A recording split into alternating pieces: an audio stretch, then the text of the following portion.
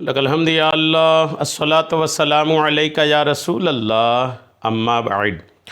سلسلہ ہے تذکرہ اسلاف کا۔ اس مبارک سلسلے میں ہم اپنے اسلاف کا، اپنے بزرگوں کا ذکر خیر، ان کے یوم ولادت اور عرس کی تاریخوں پر کرنے کی سعادتیں حاصل کرتے ہیں۔ اس مبارک سلسلے میں آج جس عظیم الشان شخصیت کا ہم ذکر خیر کرنے جا رہے ہیں وہ ہیں امام العادلین، غیظ المنافقین، امیر المؤمنین حضرت سیدنا عمر فاروق اعظم رضی اللہ تعالیٰ عنہ۔ آج آپ کا مبارک ذکر خیر ہم اس مناسبت سے کرنے جا رہے ہیں کہ ذی الحج کی 26 یا 27 تاریخ کو آپ پر قاتلانہ حملہ ہوا تھا، اور اس حملے کے نتیجے میں محرم کی 1 تاریخ کو آپ نے شہادت کا جام نوش فرمایا تھا۔ ہم نے ارادہ کیا ہے کہ آپ کے زخمی ہونے سے لے کر کے آپ کی شہادت کا جام پینے تک کے دنوں میں آپ کا ذکر خیر، آپ کی شہادت کے واقعات اپنے ناظرین تک پہنچائیں۔ آپ توجہ کے ساتھ خود بھی سنیں۔ یہ دوسرا پارٹ ہے، پہلا پارٹ بھی آپ نے سنا ہوگا، نہیں سنا تو اس کو بھی سن لیں، اور اس دوسرے پارٹ کو بھی سنیں، اور حضرت فاروق اعظم رضی اللہ تعالیٰ عنہ کی شہادت کے واقعات سن کر کے اپنے اندر حضرت فاروق اعظم رضی اللہ تعالیٰ عنہ کی سیرت کو اپنانے، ان کے کردار کو اپنانے اور ان کے طریقہ کار کو اپنانے کی کوشش کریں۔ آئیے پچھلے پارٹ میں، پہلے پارٹ میں جو سنا تھا اس سے آگے سننے کی سعادتیں حاصل کرتے ہیں۔ چونکہ امیر المومنین حضرت سیدنا عمر فاروق اعظم رضی اللہ تعالیٰ عنہ کو ذی الحج کے مہینے میں زخمی کیا گیا تھا، لہٰذا حج سے فراغت کے بعد شام اور عراق سے آنے والے زائرین مدینہ قافلے کی صورت میں جوق در جوق آپ کی عیادت کے لیے حاضر ہونے لگے۔ حج کے بعد کے دن تھے، اب حج کے بعد کے دن ہے تو ایک بڑی تعداد بھی وہاں حرمین شریفین کے اطراف میں تھے، تو بہت سارے لوگ جوق در جوق قافلے کے قافلے حضرت عمر فاروق اعظم رضی اللہ تعالیٰ عنہ کی عیادت کے لیے حاضر ہوئے۔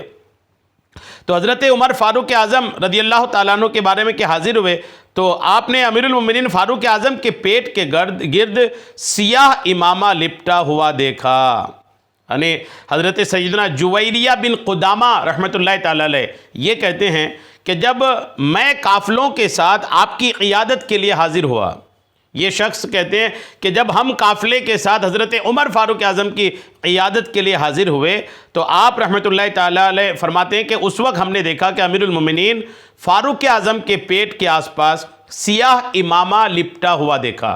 پیٹ میں چونکہ انہوں نے زخم مارا تھا، اور زیادہ تر زخم پیٹ میں ہی ہوا تھا، کہ جس کی وجہ سے جو بھی حضرت عمر فاروق اعظم کھا رہے تھے تو وہ پیٹ سے نکل جا رہا تھا، یعنی پیٹ میں ٹھیک ٹھاک زخم ہوا تھا۔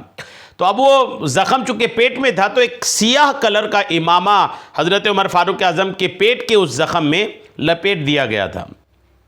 یہ مسند امام احمد کے جلد 1 کے صفحہ 114 کے حدیث نمبر 362 میں ہے۔ سیدنا فاروق اعظم رضی اللہ تعالیٰ عنہ کے زخمی ہونے کے بعد لوگ آپ رضی اللہ تعالیٰ عنہ کے مبارک کردار کی تعریفیں کرنے لگے، تو حضرت عمر نے فرمایا جس کی زندگی نے اسے دھوکہ دیا وہ واقعی دھوکے میں ہے۔ اللہ عز و جل کی قسم، میں نے تو دنیا سے اس طرح جانا چاہتا ہوں جس طرح دنیا میں آیا تھا۔ خدا کی قسم، قیامت کی ہولناکیوں سے بچنے کے لیے میں ہر اس چیز کو فدیہ کر دوں جس پر سورج طلوع ہوتا ہے۔ غور کیجئے، حضرت عمر فاروق اعظم فرماتے ہیں کہ قیامت کی جو تکلیفیں ہیں اس سے بچنے کے لیے دنیا کی ساری چیزیں اگر دینی پڑے تو میں دے دوں۔ اللہ اکبر۔ ایک روایت میں یوں ہے کہ قیامت کی ہولناکیوں سے بچنے کے لیے میں دنیا کی ہر چیز فدیہ کر دوں۔ طبقات کبریٰ جلد 3 صفحہ 270۔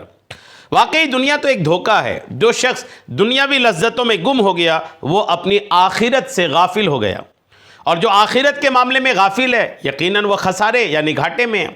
سمجھداری وہی ہے جسے جتنا دنیا میں رہنا ہے اتنا دنیا کے لیے، اور جتنا عرصہ قبر و آخرت میں رہنا ہے اتنا اخروی تیاری میں مشغول رہے۔ کئی ہنستے بولتے انسان اچانک موت کا شکار ہو کر اندھیری قبر میں پہنچ جاتے ہیں۔ اسی طرح ہر شخص کو مرنا پڑے گا، اپنی کرنی کا پھل بھگتنا پڑے گا۔ کاش ہم دنیا سے رخصت ہونے سے قبل ہی اپنی آخرت کی تیاری کر لیں۔ شاعر نے کہا ہے، موت آ کر رہے گی یاد رکھ، جان جا کر رہے گی یاد رکھ، قبر میں میت اترنی ہے ضرور، جیسی کرنی ویسی بھرنی ہے ضرور۔ حضرت سیدنا عمر بن میمون رحمۃ اللہ تعالی علیہ سے روایت ہے، فرماتے ہیں کہ امیر المومنین حضرت سیدنا عمر فاروق اعظم رضی اللہ تعالیٰ عنہ نے زخمی ہونے کے بعد زرد رنگ کا لحاف اوڑھا ہوا تھا.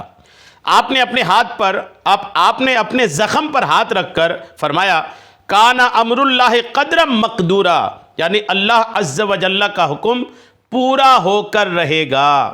جو آپ کا زخم تھا آپ اپنے زخم پر ہاتھ رکھے اور ہاتھ رکھ کر کے فرمایا کہ جو اللہ کا حکم ہے وہ پورا ہو کر رہے گا.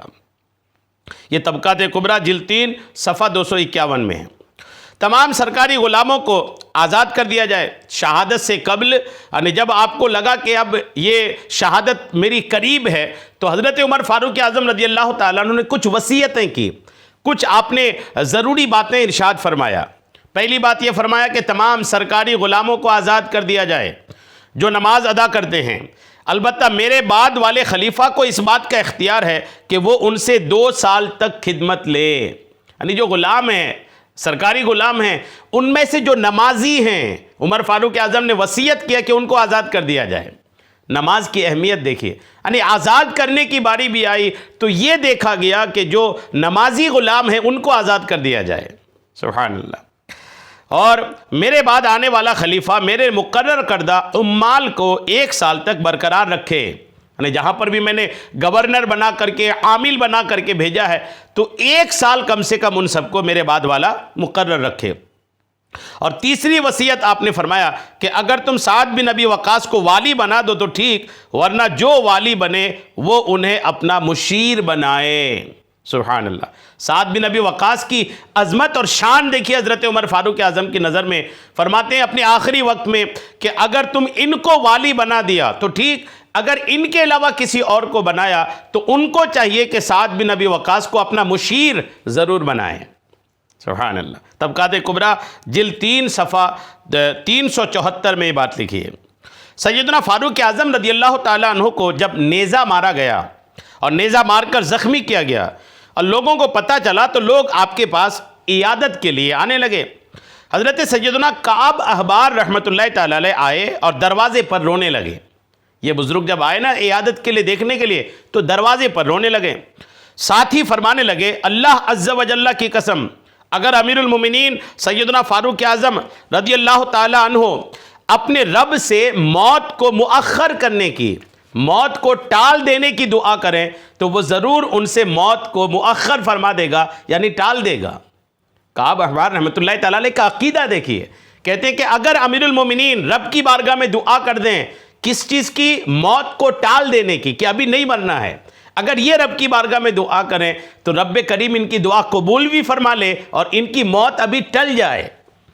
حضرت عمر فاروق اعظم رضی اللہ تعالیٰ عنہ کے بارے میں الحمدللہ ایسا خوشگوار عقیدہ حضرت کعب احبار رحمۃ اللہ تعالیٰ علیہ کا تھا. پھر سیدنا عبداللہ ابن عباس رضی اللہ تعالیٰ عنہ سیدنا فاروق اعظم رضی اللہ تعالیٰ عنہ کے پاس حاضر ہوئے اور سیدنا کعب رضی اللہ تعالیٰ عنہ کے بارے میں بتایا کہ وہ ایسا ایسا کہہ رہے ہیں. تو حضرت عمر فاروق اعظم نے فرمایا اگر ایسا ہے، حضرت عمر فرماتے کہ اگر ایسا ہے کہ میں دعا کروں تو میری موت ٹل جائے، اگر ایسا ہے تو میں کبھی بھی اللہ عز و جل سے موت کو ٹالنے کی دعا، ٹالنے کا سوال نہیں کروں گا، کیونکہ اگر میری مغفرت نہ ہوئی تو میرے لیے اور میری ماں کے لیے ہلاکت ہے. آخرت کی کیسی فکر تھی. طبقات کبریٰ جلد 3 صفحہ 275. حضرت کعب احبار رضی اللہ تعالیٰ عنہ سے روایت ہے کہ بنی اسرائیل میں ایک عدل و انصاف کرنے والا نیک بادشاہ تھا. جب ہم اس کا ذکر کرتے تو سیدنا فاروق اعظم رضی اللہ تعالیٰ عنہ کا بھی ذکر کرتے. ایسا بادشاہ تھا وہ، کیونکہ آپ رضی اللہ تعالیٰ عنہ امت مسلمہ کے عدل و انصاف کرنے والے بادشاہ تھے حضرت عمر. اس بادشاہ کے پڑوس میں ایک نبی علیہ السلام رہتے تھے.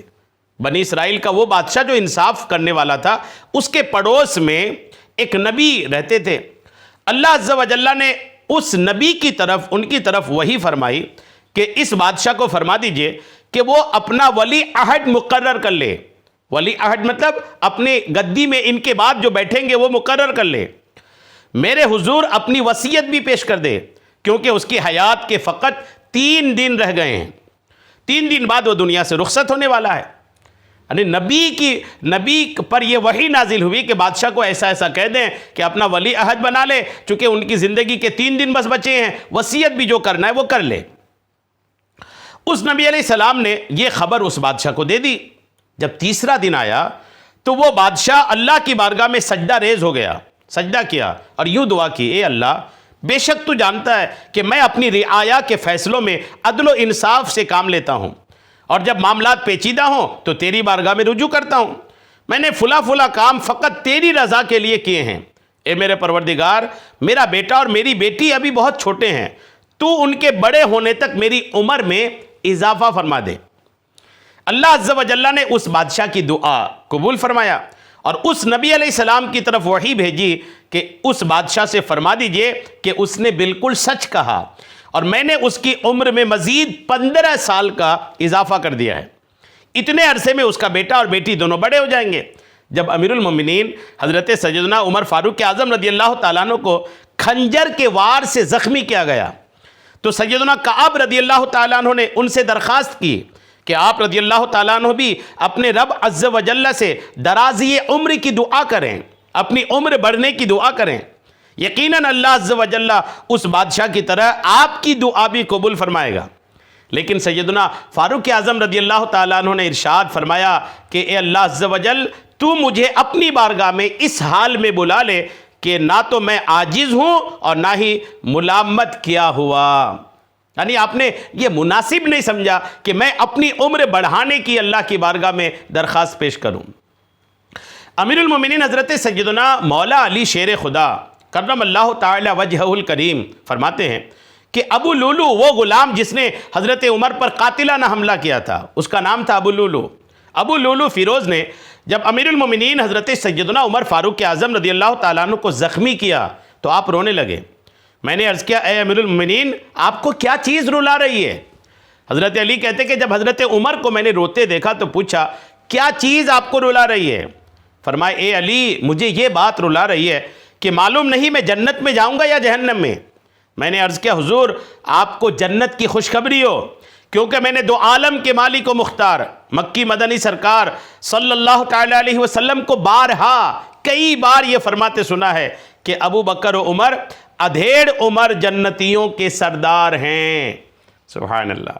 یعنی حضرت علی نے یہ گواہی دیا کہ میں نے کئی بار سنا ہے کہ جو ادھیڑ عمر کے جنتی ہیں نا، ان کے سردار حضرت ابو بکر اور حضرت عمر ہیں۔ فرمایا، کیا تم میرے جنتی ہونے کی گواہی دیتے ہو؟ حضرت عمر فاروق اعظم نے حضرت علی سے فرمایا کہ کیا تم میرے جنتی ہونے کی گواہی دیتے ہو؟ میں نے عرض کیا، حضرت علی فرماتے، میں نے عرض کیا جی ہاں، میں گواہی دیتا ہوں کہ آپ جنتی ہیں۔ فرمایا، اے حسن، تم بھی اپنے والد کی گواہی میں شریک ہو جاؤ کہ رسول اللہ نے فرمایا ہے کہ عمر جنتی ہے۔ سبحان اللہ۔ یعنی حضرت عمر فاروق اعظم کو اہل بیت سے محبت، حضرت علی اور حضرت علی کے گھرانے سے محبت دیکھیے کہ جب علی نے کہا کہ میں نے رسول اللہ سے سنا ہے کہ صدیق اکبر اور عمر فاروق اعظم جنتی ہیں، تو حضرت علی کی اس بات کو سن کر کے حضرت عمر فاروق اعظم نے فرمایا کہ علی آپ گواہی دے رہے ہیں؟ تو پھر جب انہوں نے کہا ہاں میں گواہی دے رہا ہوں، تو حضرت عمر نے حضرت امام حسن وہیں پر کھڑے تھے تو ان سے فرمایا کہ آپ بھی گواہ ہو جاؤ کہ رسول اللہ نے فرمایا ہے کہ عمر جنتی ہیں۔ سبحان اللہ۔ یہ اہل بیت سے محبت کا الحمدللہ جیتا جاگتا ثبوت ہے۔ تاریخ ابن عساکر جلد 44 صفحہ 168 میں یہ بات لکھی ہوئی ہے۔ حضرت سیدنا عبداللہ ابن عباس رضی اللہ تعالیٰ عنہ سے روایت ہے کہ جس دن امیر المومنین حضرت سیدنا عمر فاروق اعظم رضی اللہ تعالیٰ عنہ زخمی ہوئے تو انہوں نے مجھ سے فرمایا، اے ابن عباس، میری 3 باتیں یاد کر لو، جو میرے بارے میں ان کے متعلق گفتگو کرے سمجھ لینا وہ جھوٹا ہے۔ پہلی بات، جو کہے کہ میں نے اپنے پیچھے کوئی غلام چھوڑا ہے تو اس نے جھوٹ بولا۔ دوسری بات، جو کہے میں نے کلالہ کے متعلق کوئی فیصلہ کیا ہے تو اس نے بھی جھوٹ بولا۔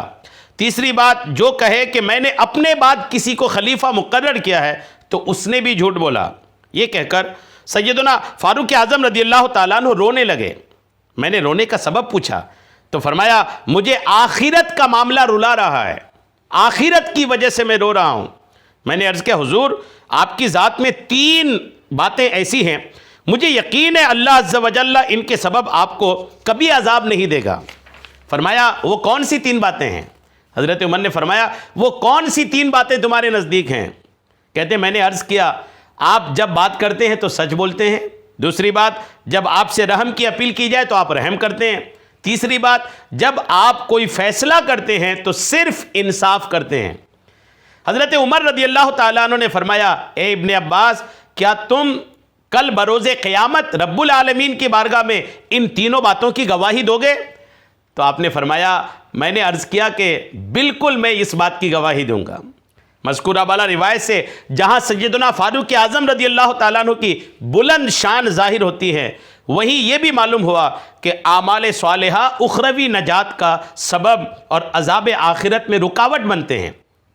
یہ بھی معلوم ہوا کہ کسی بھی حاکم یا نگران کو اپنے اندر کم از کم یہ 3 صفات ضرور پیدا کرنی چاہیے کہ جھوٹ سے اجتناب کرے، رحم دل ہو اور فریقین کے درمیان عدل و انصاف سے کام لے، کہ یہ 3 صفات حقوق العباد سے بہت گہرا تعلق رکھتی ہیں، اور جس حاکم یا نگران نے اپنے آپ کو حقوق العباد کے معاملے میں بری کروا لیا وہ آخرت کی ایک بڑی آزمائش سے بچ گیا۔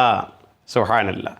یہ دوسرا پارٹ الحمدللہ آپ نے سننے کی سعادتیں حاصل کی، مزید ابھی دن باقی ہیں، انشاءاللہ آگے بھی آپ کی شہادت کے واقعات کا ذکر ہم کرتے رہیں گے۔ اللہ کریم کی بارگاہ میں دعا ہے کہ مولا کریم حضرت عمر کی مزار پاک پر خوب رحمتیں برکتیں نازل فرمائے، ہمیں بھی آپ کے فیض سے حصہ عطا فرمائے، آمین بجاہ النبی الامین صلی اللہ تعالی علیہ وسلم۔